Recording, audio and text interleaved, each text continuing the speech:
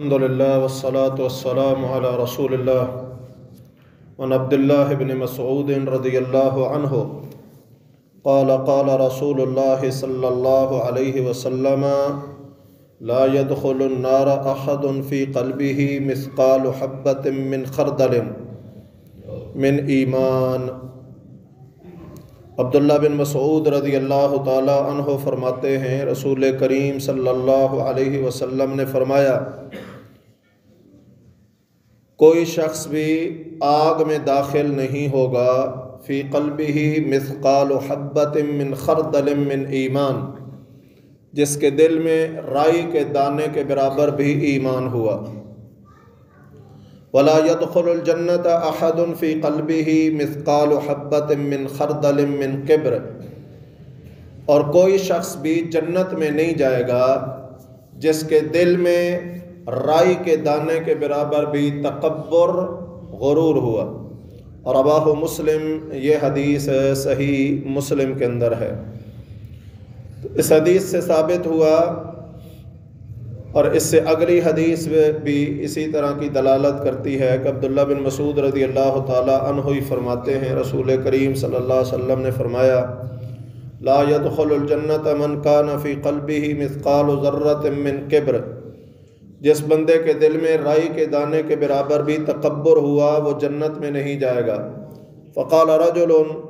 ایک آدمی نے کہا ان الرجل يحب ان يكون ثوبه حسنا ونعله حسنا،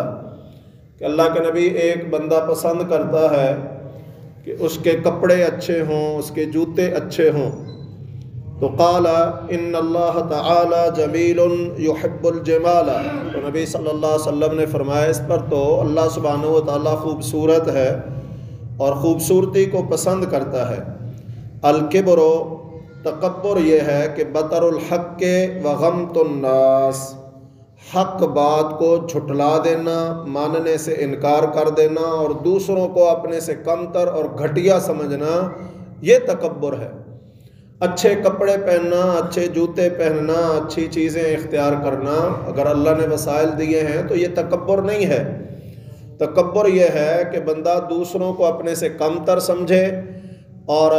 حق بات معلوم ہونے کے باوجود اسے ماننے سے انکار کر دے۔ ابو ہریرہ رضی اللہ تعالی عنہ فرماتے ہیں رسول اللہ صلی اللہ علیہ وسلم نے فرمایا ثلاثۃ لا یکلمہم اللہ یوم القیامۃ ولا یزکیہم، تین قسم کے ایسے لوگ ہیں جنہیں اللہ سبحانہ و تعالی نہ تو قیامت کے دن گناہوں سے پاک کرے گا اور نہ ہی ان سے کلام کرے گا۔ وفی روایت، اور ایک روایت کے اندر ہے ولا ینظر الیہم ولہم عذاب علیم، کہ نہ تو اللہ ان کی طرف دیکھے گا اور نہ ہی ولہم عذاب علیم، اور ان کے لیے دردناک عذاب ہے۔ شیخ زان، بوڑھا بدکار، یہ ایسا کمبخت ہے کہ جسے اللہ سبحانہ و تعالیٰ قیامت کے دن نہ تو دیکھیں گے، نہ گناہوں سے پاک کریں گے، نہ بات کریں گے، اور جہنم کے دردناک عذاب میں ڈال دیں گے۔ وعائل، جھوٹا حاکم، حکمران ہو کے اگر وہ جھوٹ نہ بھی بولے، سچ بولے تو اسے کون پوچھ سکتا ہے، وہ تو حکمران ہے،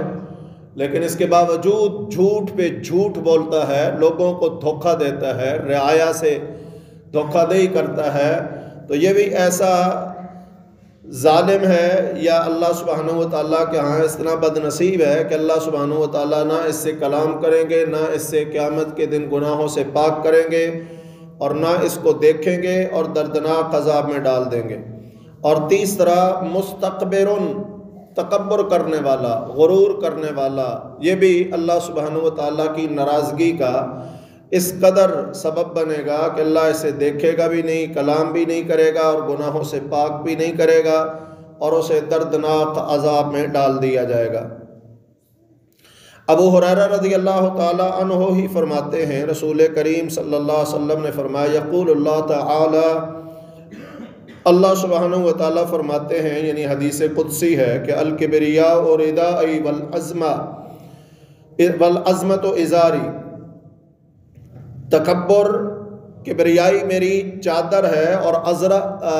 عظمت میرا تہ بند ہے۔ فمن نازعنی واحدا منہما ادخلتہ النار، ان دونوں میں سے جو چیز بھی مجھ سے چھیننے کی کوشش کرے گا میں اسے جہنم کی آگ میں داخل کر دوں گا۔ اور ایک روایت کے اندر ہے قذفتہ فی النار، میں اسے جہنم کی آگ میں پھینک دوں گا۔ رواہ مسلم، یہ حدیث ہے صحیح مسلم کے اندر ہے۔ تو اس حدیث میں تکبر کو اللہ سبحانہ و تعالیٰ نے اپنی چادر قرار دیا ہے، عظمت اور بڑھائی کو اپنی اعزار قرار دیا ہے، اور واقعتاً تکبر اللہ کی ذات کو جچتا ہے،